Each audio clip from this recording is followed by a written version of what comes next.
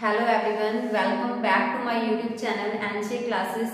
Guys, जैसा कि आपको पता है कि already cell the unit of life की एक वीडियो हमने ऑलरेडी अपलोड कर दी है, तो काफ़ी बेनिफिशियल रही होगी आपके लिए। और आज हम स्टार्ट करने जा रहे हैं next chapter, that is biomolecules. क्योंकि आज जुलॉसी का डे है, तो उसके अंदर हम एक नया चैप्टर स्टार्ट करने जा रहे हैं। तो डे वाइज जो डे फिक्स किए गए हैं उसी के अकॉर्डिंग आपको वीडियोज मिलेंगी, ठीक है। तो देखिए, अभी जो चैप्टर है हमारा बायोमोलिक्यूल्स, तो इसके अंदर देखिए बायो का मतलब क्या है, लिविंग।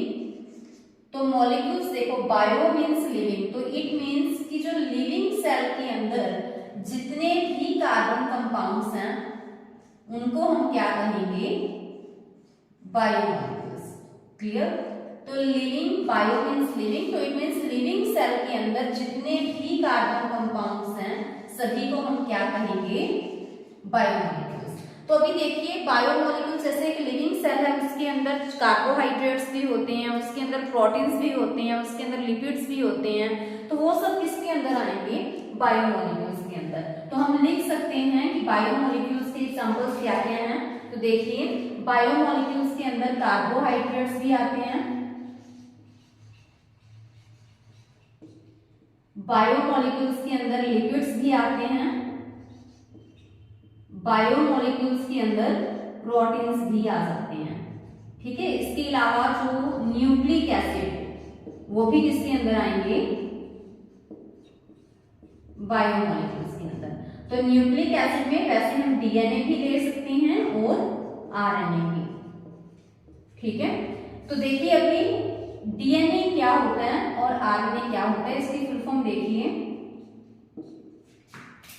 तो what is the full form of DNA? DNA is deoxyribo nucleic acid, okay. RNA means ribo nucleic acid. तो ये सभी किसकी कैटेगरी में आते हैं, बायोमोलिक्यूल्स की। क्लियर। तो हमने अभी तक क्या देखा, बायो मीन्स लिविंग, तो जितने भी लिविंग सेल के अंदर कार्बन कंपाउंड्स हैं, carbohydrate, lipids, protein, nucleic acid, तो ये सब किसमें आएंगे, बायोमोलिक्यूल्स के अंदर, ठीक है।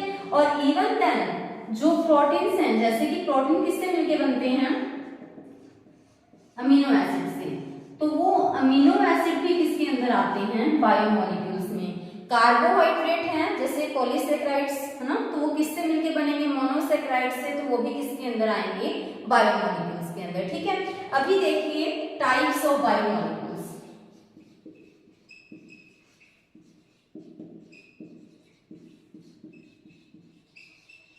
कि बायोमोलिक्यूल्स के टाइप्स कितने होते हैं। तो अभी देखिए, जो बायोमोलिक्यूल्स हैं वो जनरली हमारे पास कितने टाइप के होते हैं, दो टाइप के। कौन कौन से, देखिए, बायो माइक्रोमोलिक्यूल, फर्स्ट वन क्या है, बायो माइक्रोमोलिक्यूल, और सेकंड वन क्या है, बायो मैक्रोमोलिक्यूल।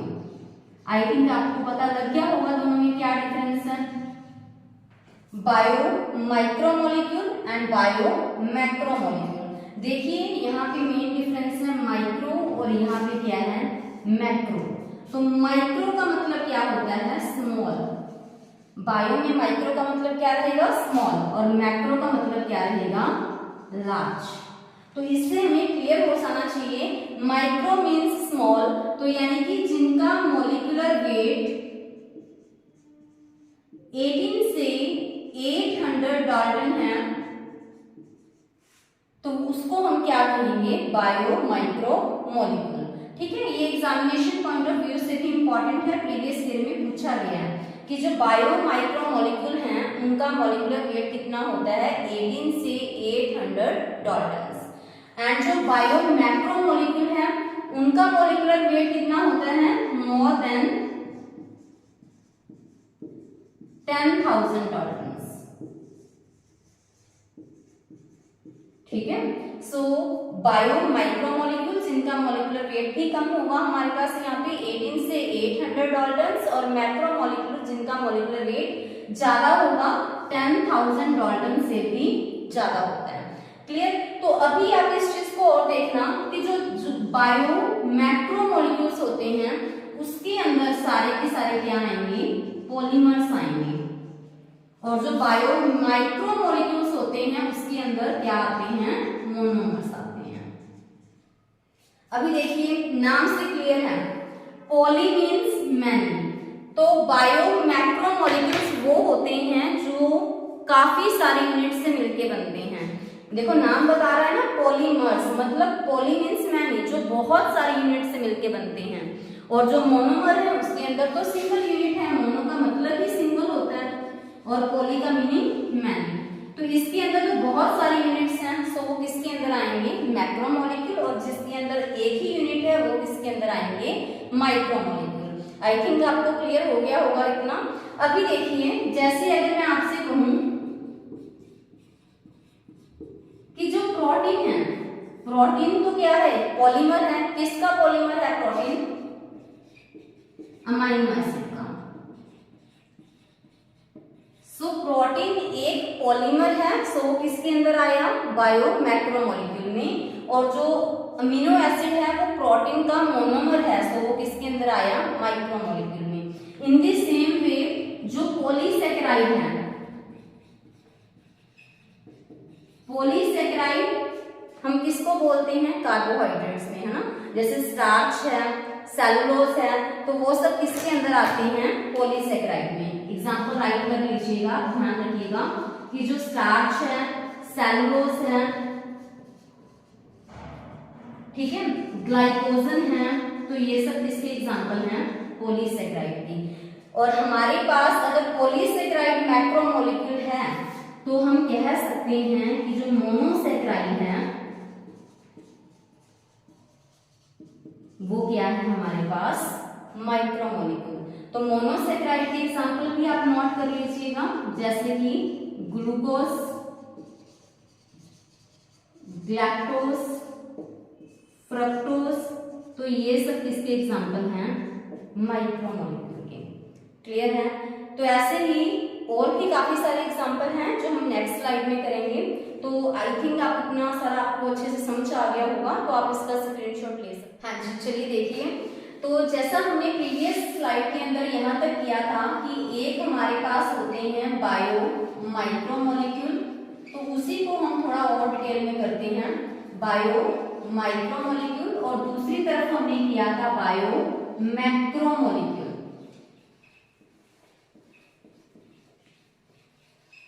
ठीक है, सो अभी तक हमने क्या देखा कि जो बायो मैक्रोमोलिक्यूल्स में लार्ज साइज के मॉलिक्यूल्स आएंगे, जैसा कि हमने किया कि इसके अंदर प्रोटीन्स आ जाते हैं। ठीक है, और प्रोटीन्स किससे मिलके बनते हैं, देखो बायो मैक्रोमोलिक्यूल्स में पॉलीमर्स आते हैं ना, अभी हमने किया था कि जितने भी पॉलीमर्स हैं वो किसके अंदर आएंगे, बायो मैक्रोमोलिक्यूल्स में, और जितने भी मोनोमर हैं वो किसके अंदर आते हैं, माइक्रोमोलिक्यूल में। क्लियर? तो प्रोटीन है, पॉलीमर है, तो पॉलीमर किससे मिलके बनता है, ये अमाइनो एसिड से। ठीक है, सो जब भी प्रोटीन्स हैं, पॉलीमर है, जो कि बहुत सारे अमाइनो एसिड जब आपस में जुड़ते हैं, किस बॉन्ड की हेल्प से, पेप्टाइड बॉन्ड की हेल्प से, तो हमारे पास क्या बनेगा, प्रोटीन बनेगा। तो आप ये बॉन्ड भी नोट कर सकते हैं, आगे चैप्टर्स में आपको काफी हेल्पफुल रहेगा। तो प्रोटीन आपस में जुड़ते हैं किस बॉन्ड की हेल्प से, पेप्टाइड बॉन्ड की हेल्प से। नेक्स्ट देखिए पॉलीसेकेराइड्स। पॉलीसेकेराइड्स किससे मिलके बना होगा, पॉली मीन्स मैनी, तो ये बहुत सारे यूनिट से मिलके बना होगा। कौन सी बहुत सारे यूनिट से मिलके बना होगा, ये मोनोसेकेराइड। तो पॉलीसेकेराइड है वो बहुत सारी मोनोसेकेराइड यूनिट से मिलके बना होगा। जब काफी सारी मोनोसेकेराइड यूनिट्स आपस में जुड़ेंगी with the help of glycosidic bond, then हमारे पास क्या बनेगा, पॉलीसेकेराइड। तो आप नोट कीजिए कि मोनोसेकेराइड यूनिट किस बॉन्ड के थ्रू आपस में कंबाइन होते हैं, glycosidic bond. Clear. After that आप नोट कीजिए कि जो न्यूक्लिक एसिड है जिसके अंदर डीएनए यानी कि डीऑक्सीराइबोन्यूक्लिक एसिड और आरएनए यानी कि राइबोन्यूक्लिक एसिड आएगा, तो ये किसका पॉलीमर है? ये पॉलीमर होगा न्यूक्लियोटाइड्स का। आप पढ़ोगे कि पॉलीमर ऑफ न्यूक्लियोटाइड्स क्या बनाएगा? वो न्यूक्लिक एसिड बनाएगा। अभी क्वेश्चन ये आएगा आपके माइंड में कि ये न्यूक्लियोटाइड होता क्या है। तो ये न्यूक्लियोटाइड है वो तीन चीजों का कॉम्बिनेशन है। कौन कौन सी? देखिए, जो हम नाइट्रोजिनस बेसिस को कंबाइन कर दें, nitrogenous basis plus pentose sugar plus phosphate group, जब हम इनको कंबाइन करते हैं तो हमारे पास क्या बनेगा? न्यूक्लियोटाइड। और न्यूक्लियोटाइड आपस में जब कंबाइन होते हैं with the help of which bond? Phosphodiester bond, तो वो क्या बनाएंगे? न्यूक्लिक एसिड बनाएंगे। क्लियर है। अभी देखिए यहां से एक और टर्म, आपको कंफ्यूजन नहीं होना उसके अंदर। तो देखिए एक टर्म आती है हमारे पास न्यूक्लियोसाइड। तो न्यूक्लियोसाइड क्या होता है? देखिए, तो न्यूक्लियोसाइड होगा इसके अंदर किसका किसका कॉम्बिनेशन होगा? दो का। कौन कौन से? नाइट्रोजिनस बेसिस और पेंटोज शुगर। ठीक है। तो इट मीन्स हम कह सकते हैं कि जब हमने न्यूक्लियोटाइड में से फॉस्फेट ग्रुप को एलिमिनेट कर दिया, क्योंकि देखो ये इसके अंदर तीन है, नाइट्रोजन बेसिस तो इसके अंदर भी है, यहाँ पे भी है, पेंटोज शुगर दोनों में ही है, बट फॉस्फेट ग्रुप सिर्फ यहाँ है।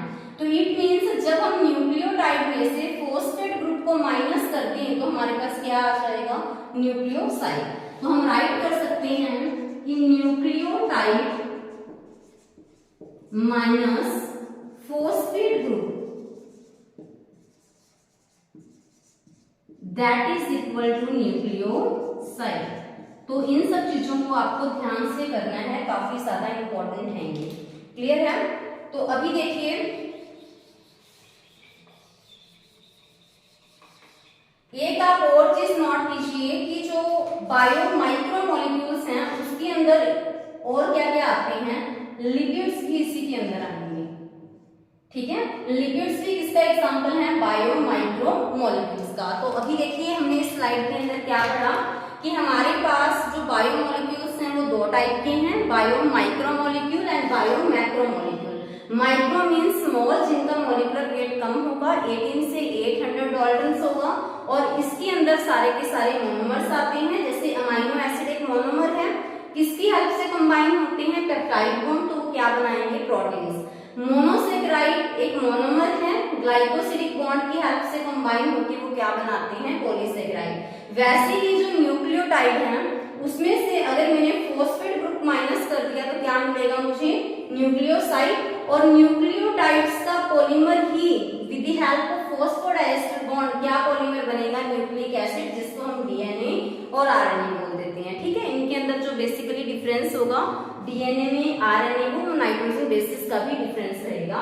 और इसके अलावा जो मोस्ट इंपॉर्टेंट है लिपिड्स का, क्योंकि थोड़ा सा ये अलग है, वो हम डिस्कस करेंगे आगे चल के कि जो लिपिड है वो है क्या?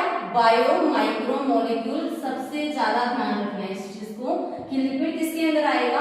Bio micromolecule. ठीक है। तो आप इसका स्क्रीनशॉट ले सकते हैं। Next slide. तो चलिए गाइस, अभी तक हमने बायो माइक्रोमोलिक्यूल्स एंड मैक्रोमोलिक्यूल्स के बारे में पढ़ा। अभी जो नेक्स्ट टॉपिक है हमारा वो है separation of bio micromolecule and bio macromolecule. ठीक है। कि जो हमारे पास माइक्रोमोलिक्यूल हैं और मैक्रोमोलिक्यूल्स हैं, उनकी क्या करती हैं? हमें सेपरेशन करती है बायो मैक्रोमोलिक्यूल।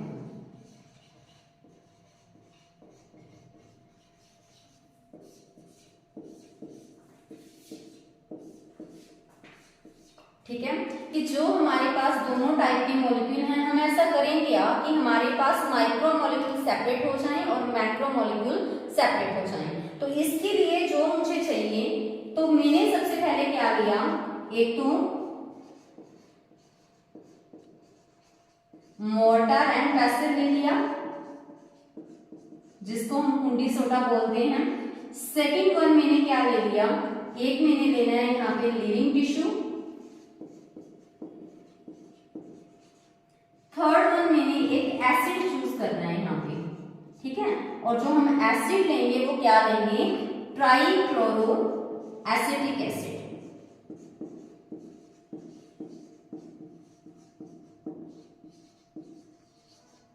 देखो ट्राइक्लोरो एसिटिक एसिड, क्या फॉर्मूला रहेगा ट्राइक्लोरो एसिटिक एसिड का, CCl3COOH। देखो अगर यहाँ पे H3 होता तो हम उसको एसिटिक एसिड बोलते हैं ना, बट यहाँ पे 3 क्लोरीन ग्रुप आ गए हैं, है ना, तो ट्राइक्लोरो एसिटिक एसिड, ये किसका फॉर्मूला होगा जो हम एसिड यहाँ पे यूज कर रहे हैं। क्लियर है। अभी देखिए सबसे पहले मैंने सेपरेशन के लिए मोर्टार पेसिल लिया, लिविंग टिश्यू लिया, एसिड लिया। और ध्यान रखना लिविंग टिश्यू के लिए आप यहाँ पे कोई वेजिटेबल भी ले सकते हैं, और इसके अलावा आप यहाँ पे कोई भी टिश्यू ले सकते हैं, जैसे कि मैंने यहाँ पे चूज कर लिया लीवर टिश्यू, लीवर की सेल्स एसिड चूज कर ली। ठीक है, क्लियर है इतना सभी को। तो अभी देखिए कैसे हम इसको सेपरेट कर पा रहे हैं, मीन्स कोई तो मेथड होगा ना जिसके थ्रू हमें सेपरेट करना है। तो सेपरेट करने के लिए मैंने क्या किया, मैंने यहाँ पे मोर्टार ले लिया, ठीक है, उसके अंदर मैंने यहाँ पे एक टिश्यू ले लिया, ठीक है। ये क्या है हमारे पास एक लिविंग टिश्यू, लिविंग टिश्यू आप कोई भी चूज कर सकते हैं, ठीक है। हमने यहाँ पे लिविंग टिश्यू ले लिया और यहाँ पे मैंने एक लिक्विड लिया, उस लिक्विड का नेम क्या है आपको गैस हो ही गया होगा। इस लिक्विड टिश्यू का जो लिक्विड का नेम है सॉरी वो क्या है, ट्राइक्लोरो एसिटिक एसिड, ठीक है। और ये क्या है, ये है मोर्टार, ठीक है। और ये हमने लिविंग टिश्यू ले लिया और ये हमारे पास क्या है, एसिड है। तो ऊपर से मैंने क्या यहाँ पे इस तरह से मैंने ये ले लिया पेसिल, ठीक है। अभी हम क्या करेंगे, जो ये लिविंग टिश्यू है ना इसको मतलब इसको क्रश करेंगे, किसकी हेल्प से, पेसिल की हेल्प से, सो दैट इसकी स्लरी बन जाए, चटनी लाइक बन जाएगी। क्योंकि देखो जो ये लिविंग टिश्यू है, लिविंग टिश्यू लिया क्यों मैंने, पहले ये देखो यहाँ पे जो लिविंग टिश्यू है ना, इस लिविंग टिश्यू के अंदर हमारे पास बायो माइक्रोमोलिक्यूल भी हैं, ठीक है। क्योंकि मैंने आपको बोला था स्टार्टिंग में कि जो लिविंग सेल है, लिविंग सेल के अंदर ही बायोमोलिक्यूल्स होते हैं, है ना। तो जो बायोमोलिक्यूल स्टार्टिंग में जो आपको मैंने बताया था कि जो लिविंग सेल के अंदर कार्बन कंपाउंड है वही तो बायोमोलिक्यूल है। तो वो कार्बन के जो कंपाउंड हैं वो स्मॉलर भी हो सकते हैं, जिसको मैंने बायो माइक्रोमोलिक्यूल बोला, और वो लार्जर भी हो सकते हैं, जिसको हमने बायो मैक्रोमोलिक्यूल बोला। तो यही तो मुझे करना है कि जो इस लिविंग टिश्यू के अंदर इकट्ठे हैं ना माइक्रोमोलिक्यूल और मैक्रोमोलिक्यूल, उसको क्या करना है, हमें सेपरेट करना है। तो सेपरेट करने के लिए मैंने उसको एक एसिड में डिप किया, that is trichloro acetic acid, और उसको पेसिल की हेल्प से क्या करेंगे, हम क्रश करेंगे, ठीक है। क्रश कब तक करेंगे, जब तक उसकी प्रॉपर स्लरी ना बन जाए, ठीक है। तो जैसे ही उसकी स्लरी बनी तो देखो हम आगे देखो आगे क्या होता है, हमने उसकी स्लरी बना ली। स्लरी बनाने के बाद मैंने क्या देखा कि जो बायो माइक्रोमोलिक्यूल हैं, बायो माइक्रोमोलिक्यूल हैं, जो छोटे वाले मोलिक्यूल हैं, वो तो ट्राइक्लोरो एसिटिक एसिड के अंदर सोल्यूबल हो जाते हैं, उसके अंदर घुल जाते हैं, ठीक है। बट जो मैक्रोमोलिक्यूल हैं वो ट्राइक्लोरो एसिटिक एसिड के अंदर सोल्यूबल नहीं होते, इनसोल्यूबल होते हैं। तो यही तो हमें करना था कि जो ट्राइक्लोरो एसिटिक एसिड के अंदर सोल्यूबल हो गया वो उस एसिड के साथ ही चला जाएगा, और जो सोल्यूबल नहीं हुआ वो अलग रह जाएगा। तो अभी नेक्स्ट जो हम काम करेंगे, हम क्या करेंगे, उसको स्ट्रेन करेंगे, छानेंगे। किसकी हेल्प से हम उसको स्ट्रेन करेंगे? विद द हेल्प ऑफ चीज क्लॉथ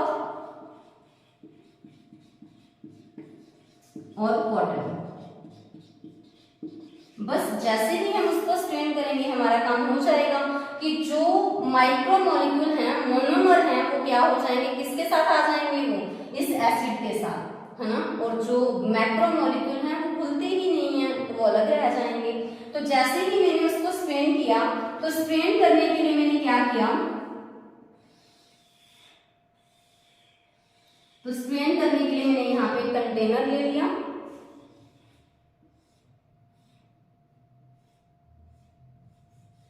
ठीक है। तो अभी आप क्या देखोगे कि जैसे ही हमने इसको स्ट्रेन किया, तो जो नीचे आएगा ये क्या है? Trichloroacetic acid. ट्राइक्लोरोएसिटिक एसिड के साथ कुछ मॉलिक्यूल्स भी नीचे आ जाएंगे, ठीक है। तो उन मॉलिक्यूल्स को हम क्या बोलेंगे? माइक्रोमोलिक्यूल, ठीक है। उन मॉलिक्यूल्स को क्या बोलेंगे? Bio micromolecule. और जो मॉलिक्यूल्स ऊपर रह गए, क्यों ऊपर रह गए? क्योंकि उनका साइज बड़ा था, तो इनको हम क्या बोलेंगे? Bio macromolecule. क्लियर है? वैसे हमें इसको स्ट्रेन करना है चीज क्लॉथ और कॉटन की हेल्प से। तो वही मैं थोड़ा सा रिप्रेजेंट करने की कोशिश कर रही हूँ कि मैंने उसको जैसे ही स्ट्रेन किया, जो बड़े साइज के मॉलिक्यूल थे वो तो ऊपर आ जाएंगे, है ना। जो छोटे साइज के मॉलिक्यूल हैं और जो घुल गए हैं किसके अंदर? Trichloroacetic acid. तो जैसे ही मैंने इसको स्ट्रेन किया, ट्राइक्लोरोएसिटिक एसिड तो एक लिक्विड है, वो तो नीचे आएगा। जो लिक्विड नीचे आएगा, तो लिक्विड के अंदर जो सोल्यूबल मॉलिक्यूल हैं वो भी तो नीचे आएंगे ना। तो इसी वजह से बायो माइक्रो मॉलिक्यूल भी नीचे आ गए, ठीक है। और जो मैक्रो मॉलिक्यूल हैं वो सोल्यूबल ही नहीं थे, सो वो अलग रह गए। क्लियर? तो इट मींस जो बायो माइक्रो मॉलिक्यूल हैं वो एसिड के अंदर सोल्यूबल हैं, घुल चुके हैं। इसी वजह से बायो माइक्रो मॉलिक्यूल्स को मैंने क्या बोला? ASP, यानी कि एसिड सोल्यूबल पूल, क्योंकि वो एसिड के अंदर सोल्यूबल हो चुके हैं। कौन से एसिड के अंदर? ट्राइक्लोरोएसिटिक एसिड के अंदर, ठीक है। तो इसको मैं लिख सकती हूँ ASP। बट जो ट्राइक्लोरोएसिटिक एसिड के अंदर सोल्यूबल नहीं हुए उसको मैंने क्या बोला? AIP, यानी कि एसिड इनसोल्यूबल पूल।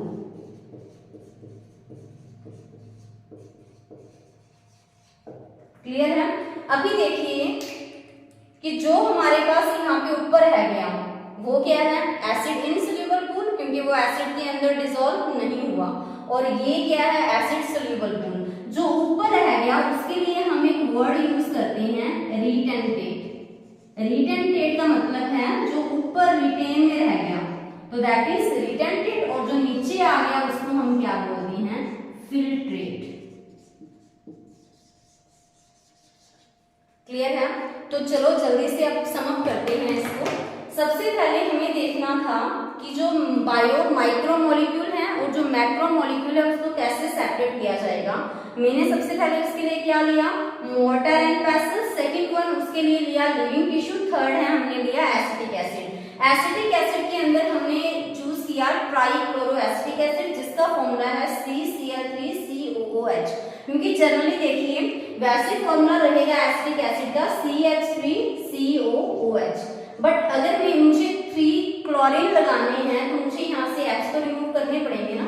तो इसी वजह से इसका फॉर्मूला क्या बन गया? ट्राइक्लोरोएसिटिक एसिड, क्योंकि मैंने यहाँ पे 3 क्लोरीन ग्रुप लगा दिए, ठीक है। उसके बाद मोर्टार के अंदर मैंने लिविंग टिश्यू लिया। तो लिविंग टिश्यू के अंदर ये तो मिक्सअप है सारा कुछ कि बायो माइक्रो मॉलिक्यूल भी हैं और मैक्रो मॉलिक्यूल भी हैं, जिसको मुझे सेपरेट करना है, ठीक है। और उसके अंदर ही मैंने ट्राइक्लोरोएसिटिक एसिड ले लिया, लिविंग टिश्यू, और लिविंग टिश्यू को क्रश किया किसकी हेल्प से? पेसल की हेल्प से।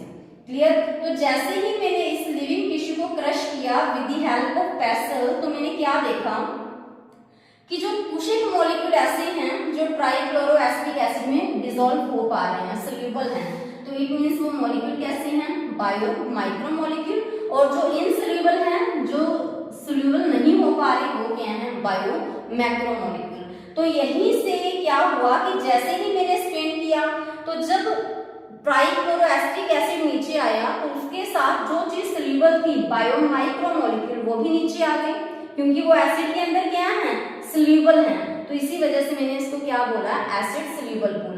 सेकंड वन, ट्राइक्लोरोएसिटिक एसिड के अंदर जो बड़े साइज के मॉलिक्यूल थे वो तो डिसॉल्व हुए ही नहीं थे, सोल्यूबल ही नहीं है, सो वो ऊपर रह गए क्योंकि वो एसिड के अंदर नहीं घुले। तो इसी वजह से मैंने यहाँ पे वर्ड यूज किया एसिड इनसोल्यूबल पूल, और वो ऊपर रहे हैं जब मैंने उसको स्ट्रेन किया है। तो इसी वजह से हमने क्या बोला, इसको रिटेंटेट, और जो नीचे आया दैट इज कॉल्ड फिल्ट्रेट। तो इट मींस रिटेंटेट में क्या रहेंगे, बायो मैक्रोमोलिक्यूल रहेंगे, और फिल्ट्रेट में क्या रहेंगे, बायो माइक्रोमोलिक्यूल रहेंगे। बट एक चीज आपको यहाँ पे और समझनी है, मैंने आपको ये बोला था कि जो लिपिड्स हैं वो क्या है, बायो माइक्रोमोलिक्यूल हैं, बट आपको थोड़ा हैरानी होगी कि जो लिपिड्स हैं वो भी किसके अंदर रहेंगे, यहाँ पे रिटेंटेट में। हालांकि लिपिड्स बायो माइक्रोमोलिक्यूल हैं, even they retain in the retentate. Okay, clear है इतना सभी को? इसका रीजन अभी हम आगे एक्सप्लेन करते हैं, तब तक आप इसका स्क्रीनशॉट ले सकते हैं। हाँ जी, देखिए, तो अभी देखिए जैसे कि एक सेल के अंदर जो पार्ट्स होते हैं, क्या सेल मेम्ब्रेन भी होती है,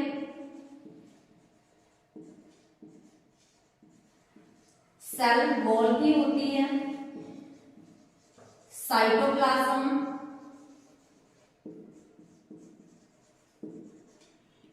ऑर्गेनेल्स। ठीक है, जैसे कि मैं यहाँ पे ड्रॉ करती हूँ,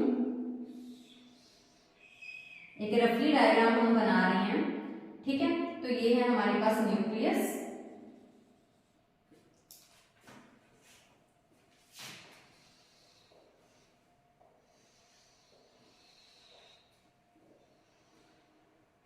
ठीक है, so this is a cell wall, और ये है हमारे पास सेल मेम्ब्रेन, और यहां पे हमें प्रेजेंट होंगे हमारे पास ऑर्गेनेल्स, और यहां पे क्या प्रेजेंट रहेगा, साइटोप्लाज्म। तो अभी जो चीज मैं आपको बताने जा रही हूँ वो ये है, अभी हमने देखा कि जैसे ही मैंने स्ट्रेन किया तो कुछ एक जो मॉलिक्यूल्स हैं वो किसके अंदर आ जाते हैं, रिटेंटेट में, और बाकी फिल्ट्रेट में। तो आप ये देखिए कि सेल के कौन कौन से कंपोनेंट्स हैं, अगर हम इनको करेंगे कि वो रिटेंटेट में रहेंगे या फिर फिल्ट्रेट में। ठीक है, ध्यान से कीजिएगा, इंपॉर्टेंट है ये। तो अभी देखिए कि जैसे ही मैंने इनको स्ट्रेन किया, अगर हम इनको स्ट्रेन करते हैं तो जो साइटोप्लाज्म है वो किसका पार्ट बनता है, साइटोप्लाज्म पार्ट बनेगा फिल्ट्रेट का। ठीक है, cell wall, cell membrane, organelles, ये सब किसका पार्ट बनते हैं, रिटेंटेट का, क्योंकि ये ऊपर रहते हैं। क्लियर है इतना सभी को? साइटोप्लाज्म किसका पार्ट बनेगा, फिल्ट्रेट का, cell wall, cell membrane, organelles, ये सब किसका पार्ट बनेंगे, रिटेंटेट का। क्लियर है? अभी देखो, एक डाउट आपको प्रीवियस स्लाइड के अंदर रहा होगा कि जो लिपिड्स हैं, हालांकि हमने तो डिस्कस ये किया था कि जो लिपिड्स हैं वो क्या होते हैं, बायो माइक्रोमोलिक्यूल। अगर वो बायो माइक्रोमोलिक्यूल हैं तो आपके माइंड में डाउट आ रहा होगा कि अगर वो माइक्रोमोलिक्यूल हैं फिर तो वो किसके अंदर आने चाहिए थे, फिल्ट्रेट में, फिर तो मींस वो सोल्यूबल होने चाहिए थे ट्राइक्लोरोएसिटिक एसिड के अंदर, बट ऐसा नहीं हुआ। वो कहाँ रहते हैं, रिटेंटेट में।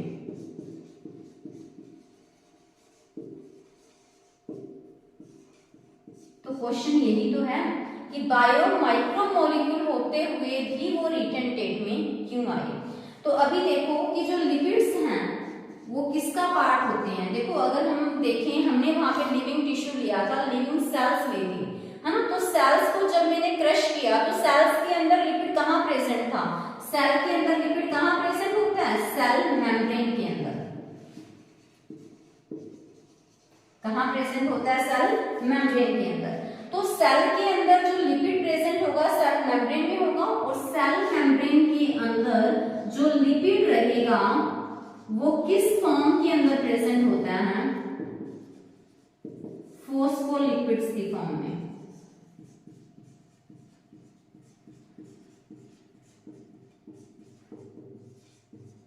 किसकी फॉर्म में प्रेजेंट होगा? फॉस्फोलिपिड्स की फॉर्म में।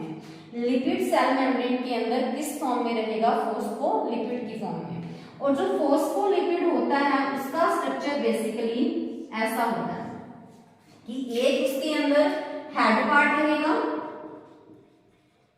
और ये वाला क्या होगा? उसके अंदर टेल पार्ट होगा। क्लियर? जो हेड पार्ट होता है वो क्या होता है? पोलर, और जो टेल पार्ट होता है वो क्या होता है? Non polar. ठीक है, तो जैसे ही हमने क्या किया, सेल्स को पैसल की हेल्प से उसको क्रश किया था, तो जो लिपिड्स है ना वो ब्रेक हो जाते हैं फ्रेगमेंट्स की फॉर्म में, और वो अपने आप को ऐसे वेसिकल की फॉर्म में अरेंज कर लेते हैं। इस तरह से समझिए।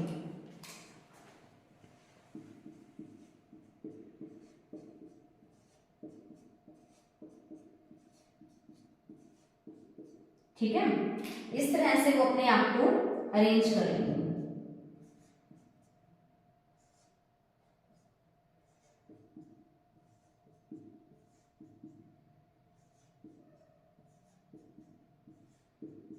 इस तरह से वो अपने आप को वेसिकल्स की फॉर्म में अरेंज कर लेते हैं। तो अगर वो अपने आप को वेसिकल की फॉर्म में अरेंज कर लेते हैं तो इससे उनका वेट क्या हो जाएगा? बढ़ जाएगा ना, मॉलिक्यूलर वेट। तो अगर उनका मॉलिक्यूलर वेट बढ़ गया तो वो किसकी तरह बिहेव करेंगे? बायो मैक्रोमोलिक्यूल की तरह। तभी वो किसके अंदर आती है? रिटेंटेट में। ठीक है, वैसे वो बायो माइक्रोमोलिक्यूल हैं, बट जैसे ही हमने उसको क्रश किया वो अपने आप को अरेंज कर लेते हैं वेसिकल्स की फॉर्म में। ठीक है, सो जिसकी वजह से उनका वेट बढ़ जाएगा और वो किसके अंदर आ जाती हैं? रिटेंटेट में। क्लियर होगा आई थिंक। तो चलिए एक बार समअप कर लेते हैं जो आज हमने किया। सबसे पहले हमने किया कि जो बायोमोलिक्यूल्स हैं, ऐसे मॉलिक्यूल्स जो कहाँ प्रेजेंट हैं? लिविंग सेल के अंदर, तो उनको हम बायोमोलिक्यूल्स बोलते हैं, जो कि दो टाइप के हैं, माइक्रोमोलिक्यूल एंड मैक्रोमोलिक्यूल। ठीक है, आफ्टर दैट हमने ये देखा कि जिनका मॉलिक्यूलर वेट कम है वो माइक्रोमोलिक्यूल हैं, जिनका मॉलिक्यूलर वेट ज्यादा है वो मैक्रोमोलिक्यूल हैं। फिर हमने देखा कि इनको सेपरेट कैसे किया जाता है, और सेपरेट करने के लिए हमने किस मेथड का यूज किया? हमने देखा केमिकल एनालिसिस, क्योंकि हमने केमिकल की हेल्प से उसको सेपरेट किया। और केमिकल जो मैंने एसिड यूज किया वो ट्राइक्लोरोएसिटिक एसिड था। उसको देखिए, अभी मैंने क्या किया था वहां पे? Living tissue. ठीक है, और मैंने एक एसिड लिया, मोर्टार पेसल लिया था। तो एसिड कौन सा लिया था हमने? Trichloroacetic acid. ठीक है, तो अभी देखिए जैसे ही मैंने यहाँ पे एसिड लिया और लिविंग टिश्यू को मिक्स किया, तो मुझे पता है कि हमने यहाँ पे स्लरी बनाई थी, है ना, मोर्टार और पेसल की हेल्प से। स्लरी बनाने के बाद जब मैंने उसको क्या किया था? स्ट्रेन किया था, तो मेरे पास दो पार्ट्स बने थे वहां पे। एक तो बना था हमारे पास फिल्ट्रेट और दूसरा बना था रिटेंटेट। क्लियर है? जो रिटेंटेट था उसने क्या बनाया था? Acid insoluble pool. और जो हमारे पास फिल्ट्रेट बना था उसने क्या बनाया था? Acid soluble pool. तो देखो रिटेंटेट था वो ऊपर ही रह गया था, तभी हमने उसको क्या बोला? एसिड इनसोल्यूबल पूल रिटेंटेट, है ना। और इनसोल्यूबल क्यों बोला? क्योंकि वो सोल्यूबल नहीं था किसके अंदर? ट्राइक्लोरोएसिटिक एसिड के अंदर। बट जो फिल्ट्रेट था वो सोल्यूबल था किसके अंदर? ट्राइक्लोरोएसिटिक एसिड के अंदर। ठीक है, और जो फिल्ट्रेट में आया, फिल्ट्रेट के अंदर बेसिकली हमारे पास क्या मिला था और रिटेंटेट में क्या मिला था? जल्दी बताइए। फिल्ट्रेट के अंदर हमें क्या मिला था? Bio micromolecule.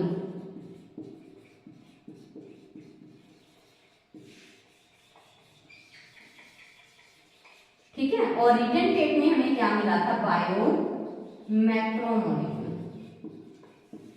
क्योंकि ये ऊपर रह गए थे जो बड़े साइज के मॉलिक्यूल थे। क्लियर है?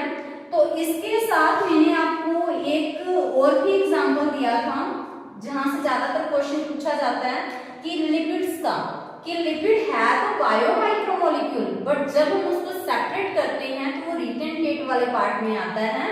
तो इसी वजह से हम यहाँ पे ये भी लिखेंगे कि रिटेंटेट में क्या मिलेगा, हमें बायो मैक्रोमोलिक्यूल्स भी मिलेंगे और हमें क्या मिलेगा, लिपिड्स भी मिलेंगे। क्लियर है? इन दी एंड आपके लिए क्वेश्चन है, तो इसका आंसर अभी मतलब जब आप वीडियो देखोगे तो आपको कमेंट बॉक्स के अंदर देना है, ठीक है। Which of the following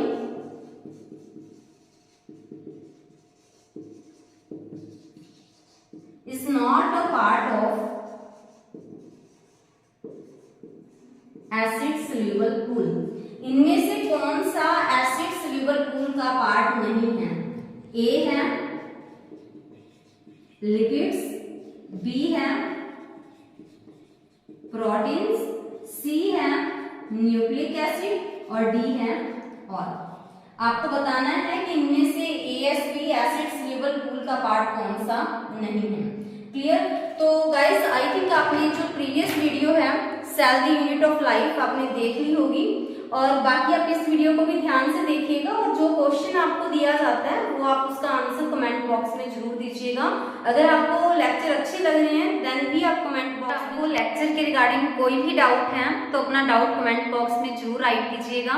guys if you like the content then don't forget to like, share and subscribe our channel. Thank you, have a nice day.